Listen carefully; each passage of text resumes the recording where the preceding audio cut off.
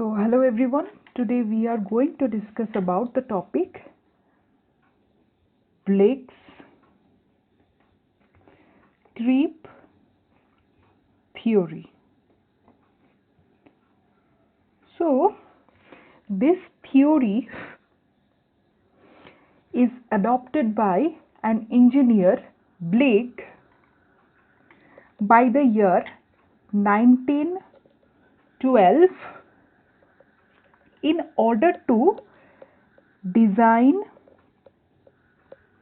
a impervious structure. Mean here impervious hydraulic structure.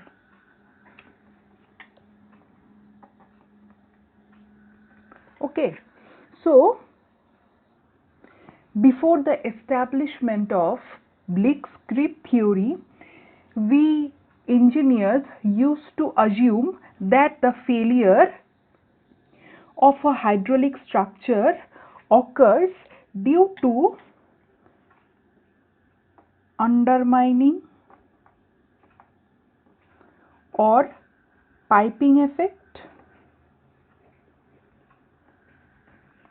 and another one is due to the uplift pressure. But there was obviously these are the important features to be considered before constructing a hydraulic structure, but there was not any confined experimental approach. So after the failure of Khaki, where this theory is adopted to design a impervious hydraulic structure. So what does Blake's creep theory tells us? So the first thing he says is that the hydraulic gradient is constant throughout the impervious length of apron. So this means that hydraulic gradient will be constant throughout the length of impervious length of apron. So what do we understand about hydraulic gradient? Let me give you an diagram, show you an diagram and describe you. Say this is a hilly area, so this is a hill, length of the hill, and this zone, this length, it is a zone of saturation, or the maximum water table lies in this direction beneath this hill or mountain kind of a structure area. So what happens, see, in this point, suppose this point is A, this is the water table, okay. So if this point is A and say this point is B, so suppose if we consider this total length to be reference plane, then this height would be HA and this height would be HB, and the spacing between these two height, let's say it as L. So what happens in this point and in this point, what is the height difference here? So the height difference we can termed it as H A minus HB, or we can write it as del H. Okay, so what will be the hydraulic gradient of this scenario? The hydraulic gradient will be HA minus HB divided by L. So we can write it as del H by L. So this is unitless, right? Dimensionless. So this is the hydraulic gradient. So what Bleek is proposing is that hydraulic gradient is constant throughout the impervious length of apron. Length of apron means, say, if so, in this case you can see this structure. So the hydraulic gradient of this case will remain constant throughout the impervious length of, so this is the apron part. So this will remain throughout the impervious length of the apron. So this is the total length here. So this is our first assumption by Bleek's-Kripp theory. So let us study about the second assumption. So the second assumption is the creep length is the sum of horizontal and vertical creep. Say this is the hydraulic structure. So as we have already studied about the possible failure could happen in the hydraulic structure, is the first one was the piping or undermining effect. So from upstream side what happens, the water tends to percolate in this direction. So as you can see, this thing is called a vertical cutoff or sheet pile. This is an upstream side vertical cutoff, this is an intermediate vertical cutoff, and this is an downstream side vertical cutoff. So you can see, you can notice the way or the direction water is flowing is similar to the manner of creeping. So the outline of the base of the foundation of the hydraulic structure, in the other words, the water creeps along the bottom contour of the structure. So this is the bottom part, these are the bottom part. So this water flow will follow the bottom contour of the structure like in this manner. So this water will creep in this way. So the first assumption of Bleek's-Kripp theory is saying that this creep length will be the summation of vertical creep and horizontal creep. Okay, so what does it implies in a mathematical approach? See, here the creep length, capital L, the total creep length will be D1.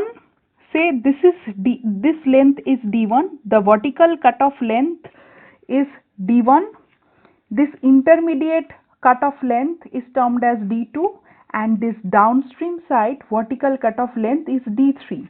So what will be the total creeping length of this water? So that capital L will be D1. So this creeping length D1 plus this creeping length upward direction D1 plus, say, this horizontal length is given as L1 and this horizontal length is given as L2. So D1 plus D1 plus L1 plus D2 plus D2 plus L2 plus D3 plus D3. So here after solving the summation, this will be 2D1 plus L1 plus L2. So this L1 and L2 is the horizontal creep, plus 2D2 plus 2D3. So L1 plus L2 we will keep that aside, plus we will take out all the 2 common outside the vertical length, creep length.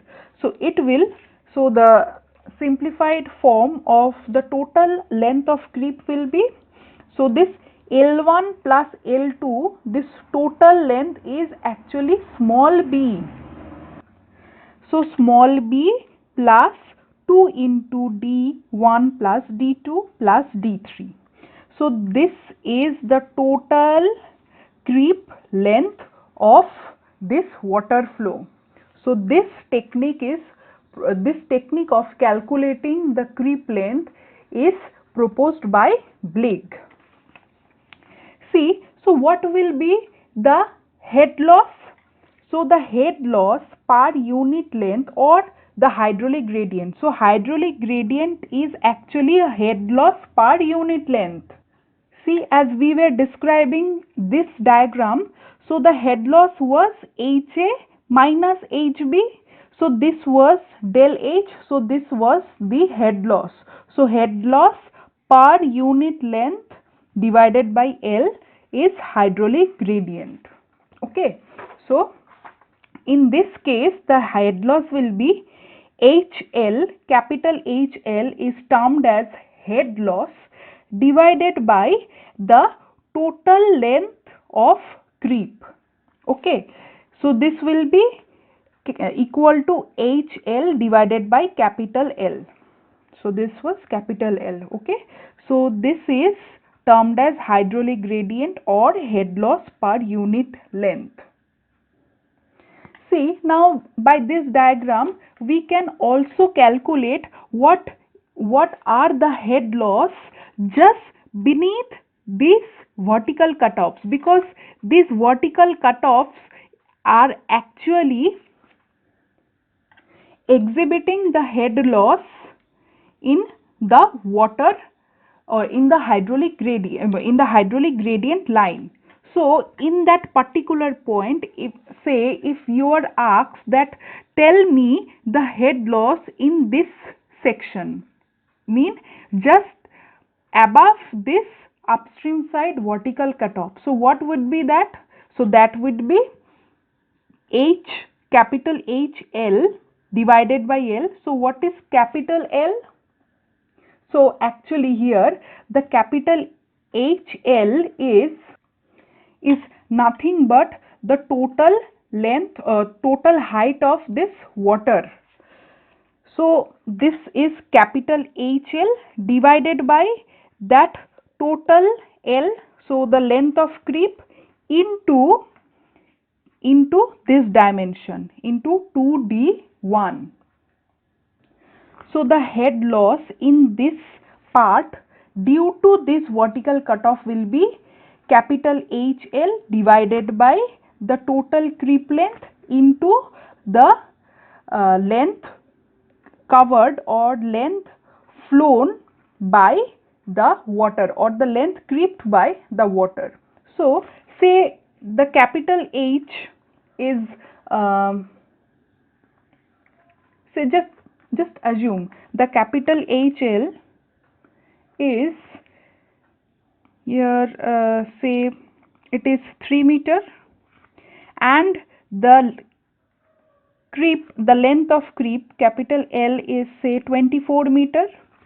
Okay, so this total length is say 24 meter and this length is say 3 meter. So what is happening now, and say the vertical cutoff at upstream side D1 is also 3 meter. So by entering these values in this formula, what will it give is 3 divided by 24 into 2 into 3, right? 2 into 3, sorry, 2 into 3, so it will be 6. So here it will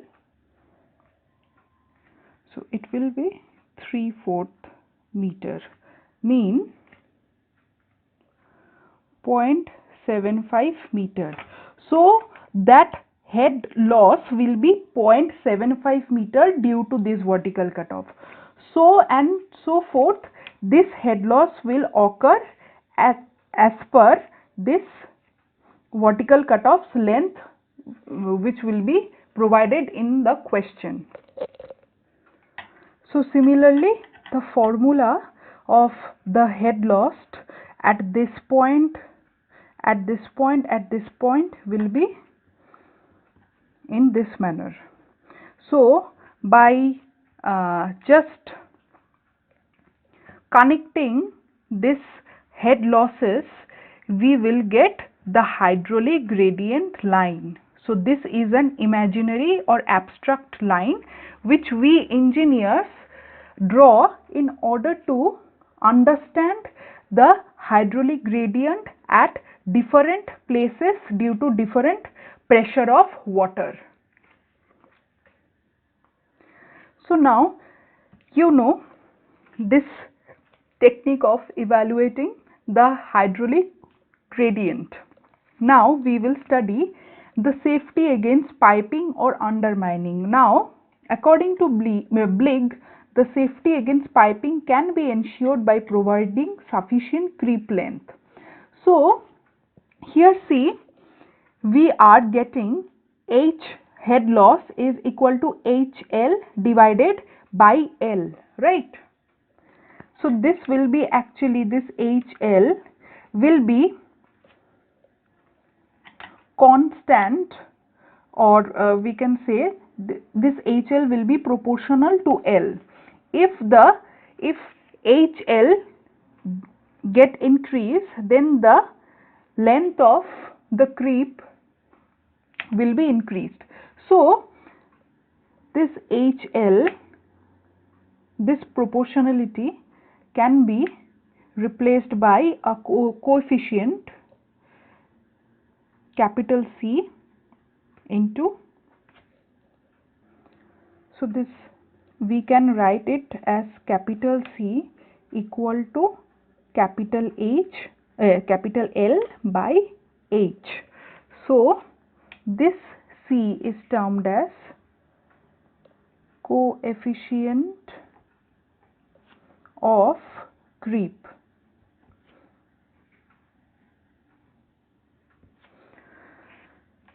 So this thing is actually termed in this manner, where C is Blick's coefficient for the soil. This C is the Blick's coefficient for the soil. Different values of C for different type of soils are tabulated. So see, in this table this is given. So the type of soils are, look at this values. For fine micaceous sand, as in North Indian River, the value of capital C will be 15. So if we reverse this, if we reverse this capital H by L, then what will happen? It will give me 1 by 15. So the safe hydraulic gradient should be less than 1 by 15. Similarly, for coarse grain sand is 12, capital C will be 12, and the safe hydraulic gradient should be less than, will be equal to 1 by 12 if we reverse this. Similarly, for sand mixed with boulder and gravel is 5 to 9, and the safe hydraulic gradient will be 1 by 5 to 1 by 9, less than that.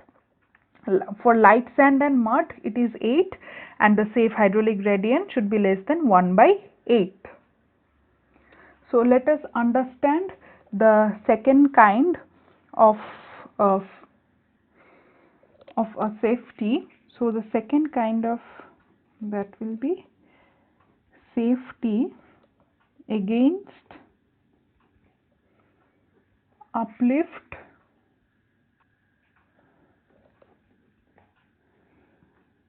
pressure. So the previous one was safety against piping or undermining. So this is safety against the uplift pressure.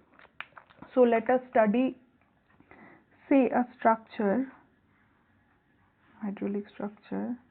Okay, so the water is resting at the top of this level. Say this height is h dash. Okay, and this is the thickness of this concrete section. Okay, so now we all know what will be the uplift pressure. So the uplift pressure below this foundation, what will be the uplift pressure coming to this structure? So this will be equal to the water resting in this part. So the uplift pressure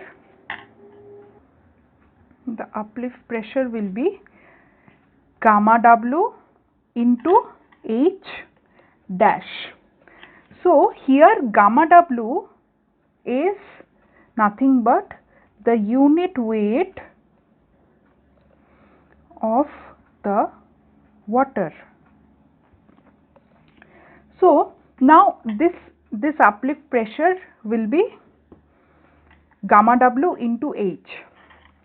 So now what will be the downward pressure? Mean the pressure coming due to or above this line. So the pressure, the downward pressure coming, what is situated upward this line. So this is due to this structure and the water in this part, right? So now in the case the downward, the uplift pressure will be gamma W H dash, and what will be the downward pressure? It will be also due to that structure, that gravitational load or the self weight of this structure is the major downward pressure created. So this will be also gamma C, I mean the unit weight of concrete into the thickness of that structure, so which is T, right?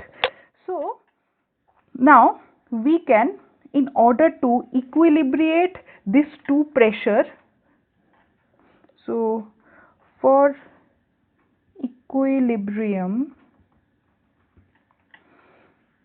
so it will be gamma W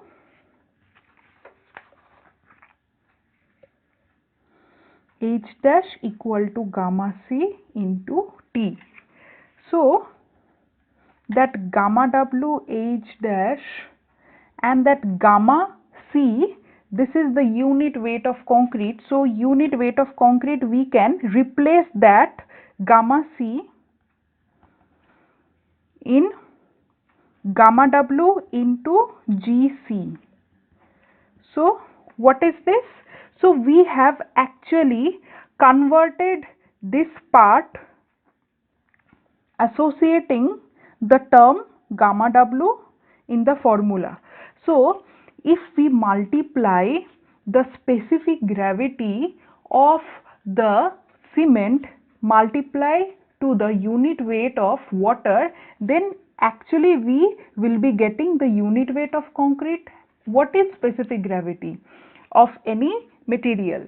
Specific gravity of any material is, in a simple word, you can say that how much or what amount of heavy that matter is than the water, right? So if we multiply this specific gravity with unit weight of water, so we are actually getting the unit weight of concrete. So now putting this gamma C, gamma W into GC into T, so now that gamma W will be cancelled out, H dash will be equal to GC into T. So if I subtract T on both sides, so we will get H dash minus T equal to GCT minus T. So